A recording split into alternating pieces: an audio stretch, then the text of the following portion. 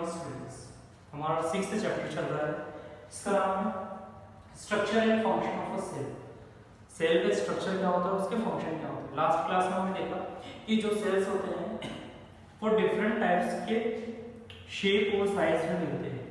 Means जो cell होंगे उनके वर्क के अकॉर्डिंग, उनके कार्य के अनुसार उन्हें उनके स्ट्रक्चर डिफरेंट टाइप्स के होते हैं। आपकी बुक में डिफरेंट टाइप्स के सेल दिए हैं। हमारी बॉडी का एवरी ऑर्गन सेल से मिलकर बना हुआ होता है। जो ब्लड है, ब्लड भी ब्लड सेल्स से मिलकर बने होते हैं। दूसरे जो हमारे बोन्स होते हैं, हमारी हड्डियां होती हैं, वो भी सेल्स से मिलकर बने होते हैं, जिन्हें बोन सेल कहते हैं। अगला होता है न्यूरॉन्स या कहें नर्व सेल। हमारे ब्रेन को बनाने वाले सेल्स क्या कहलाते हैं? न्यूरॉन्स। दूसरा सरफेस स्किन सेल्स, ऐसे सेल्स जो हमारी स्किन की सरफेस को बनाते हैं उन्हें कहा जाता है सरफेस स्किन सेल्स।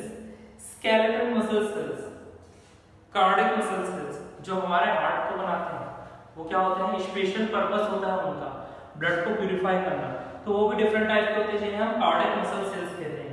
दूसरे होते हैं स्मूथ मसल सेल्स और लास्ट होते हैं एपिथेलियल सेल्स, है ना।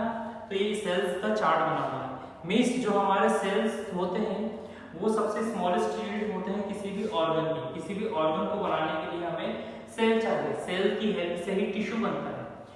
टिश्यू मिलकर एक ऑर्गन बनाते हैं, ऑर्गन मिलकर ऑर्गन सिस्टम बनाते हैं, और जब एक से ज्यादा ऑर्गन सिस्टम मिलते हैं तो ऑर्गेनिज्म बनता है। तो जो हमारे पूरा ऑर्गेनिज्म बना है वो सेल से मिलकर बना है। तो ये सेल क्या करते हैं? लेबर को डिवाइड करते हैं, अपने काम को क्या करते हैं? डिवाइड करते हैं, और हमारी बॉडी डिफरेंट टाइप के मूवमेंट और डिफरेंट टाइप के प्रोसेसेस को कंप्लीट कर पाते हैं। अब हम देखेंगे कि जो सेल्स होते हैं वो उनके बेसिक स्ट्रक्चर सेम होते हैं। हम बात करें एनिमल सेल की या प्लांट सेल की, तो उनमें कुछ चीजें सेम रहती है ना, कुछ कंपोनेंट कहें उनके सेम रहते हैं, लेकिन उनका वर्क सेम ही रहता है। मींस क्या होते हैं? वो वर्किंग यूनिट होते हैं। प्लांट की जो प्लांट सेल होगी वो वर्किंग यूनिट होगी, और एनिमल सेल भी एनिमल बॉडी के लिए वर्किंग यूनिट होगी। तो आप देख सकते हैं हमने यहाँ पर फिगर बनाया है, ये हमारा होता है प्लांट सेल, जिसकी जो आउटर मोस्ट शेल है ना, जो सबसे बाहर की लेयर है, वो आपको ग्रीन दिख रही है। वो किसकी वजह से है? क्लोरोप्लास्ट। क्लोरोप्लास्ट के कारण जो प्लांट सेल है उसकी आउटर मोस्ट लेयर ग्रीन है। और यदि हम यहाँ की बात करें एनिमल सेल, तो यहाँ की जो सेल है वो वहां पर क्लोरोप्लास्ट नहीं पाया जाता। एनिमल सेल में क्लोरोप्लास्ट की एब्सेंस होती है, ठीक है। सबसे पहला होता है सेल मेम्ब्रेन। सेल मेम्ब्रेन बात करें हम, जो सबसे आउटर मोस्ट लेयर होती है किसी भी सेल की, उसे हमने नाम दिया है सेल मेम्ब्रेन। आप देख सकते हैं कि यहाँ पर हमारे प्लांट सेल में भी सेल मेम्ब्रेन है और एनिमल सेल में भी सेल मेम्ब्रेन है। ये जो सबसे आउटर मोस्ट लेयर होती है सेल की, उसे कहा जाता है सेल मेम्ब्रेन, जिसके द्वारा ही इन सेल्स में गैसेस का एक्सचेंज होता है ना। ऑक्सीजन एंटर करती है, कार्बन डाइऑक्साइड इसी सेल मेम्ब्रेन की हेल्प से बाहर निकलती है। तो आज की क्लास में हम डिस्कस करेंगे कि प्लांट सेल और एनिमल सेल के डिफरेंट कंपोनेंट क्या होते हैं, क्या क्या पार्ट होते हैं। तो सबसे पहले हमने देखा cell membrane. The cell membrane और plasma membrane is a thin, porous and delicate membrane around the cell cytoplasm. It forms the boundary of a cell and separates individual cell from the surrounding medium. तो cell में क्या होते हैं?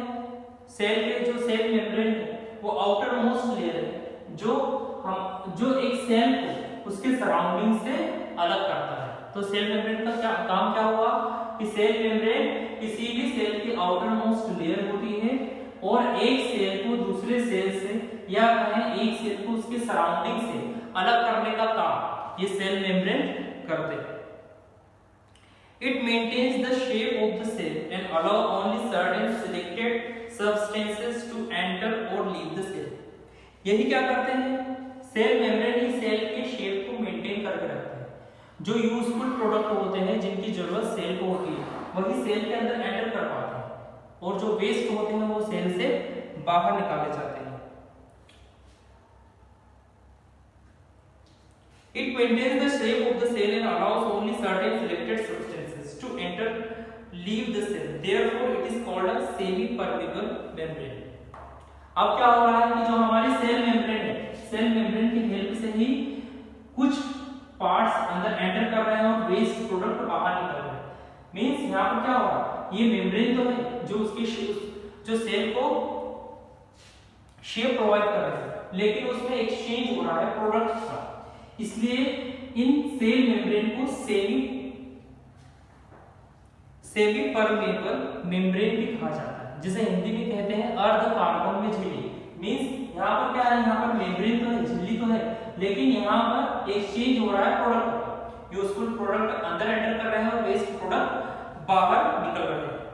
दूसरी होती है cell wall. It is a protective covering outside the cell membrane which is only found in plant cell. आप plant cell में देख सकते हैं कि यहाँ पर डबल लेयर है, एक इनर लेयर है, एक आउटर लेयर है। इस आउटर लेयर को ही सेल वॉल कहा गया है। ये एनिमल सेल में एब्सेंस होती है, मींस यहाँ पर क्या होती है, एब्सेंट होती है। यहाँ पर सेल मेम्ब्रेन की सेल वॉल की अनुपस्थिति होती है एनिमल सेल में। It is a protective covering outside the cell membrane which is only found in a plant cell. It provide rigidity to the cell. ये सेल को क्या प्रोवाइड करती है, एक रिजिड फॉर्म, मींस इसका एक कठोर स्वरूप इसे प्रदान करता है हमारे प्लांट सेल को। This additional layer protect the plant cell from variations in temperature, high wind speed and atmospheric pressure।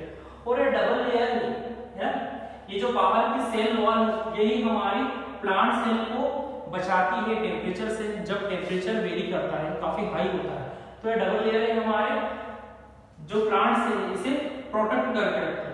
दूसरा हेवी वाइंड, जब तेज हवाएं चलती है तो इन प्लांट सेल को बचाने का काम ये सेल वॉल करते हैं, जो हमारी इस सेल के आउटर में प्रेजेंट रहते हैं। तीसरे होते हैं न्यूक्लियस। न्यूक्लियस मींस केंद्र। आप देख सकते हैं कि दोनों सेल के अंदर एक सेंटर पॉइंट बना हुआ है, जहां पर क्या है हमारा न्यूक्लियस, जिसे हिंदी में कहा जाता है केंद्र। ये मेन पॉइंट होता है किसी भी सेल का। जो न्यूक्लियस होता है वो प्लांट सेल और एनिमल सेल का एक मेन पॉइंट होता है। Nucleus is the largest cell that is spherical or oval in shape। तो इस न्यूक्लियस का शेप कैसा होगा, स्फेरिकल होगा, एक गोले के रूप में होगा।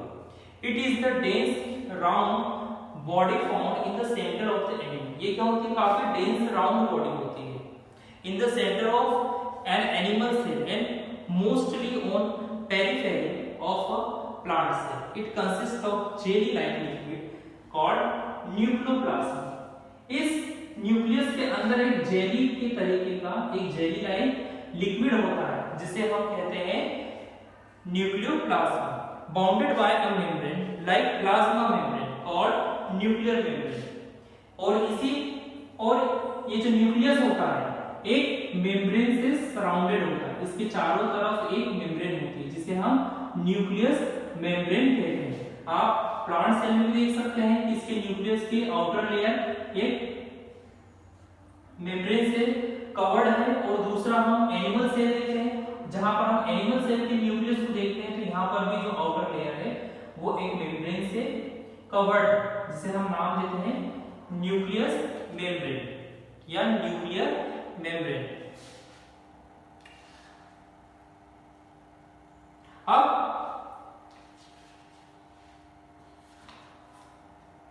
सेल का जो नेक्स्ट पार्ट होता है उसे कहा जाता है cytoplasm. Cytoplasm cell and mitochondria.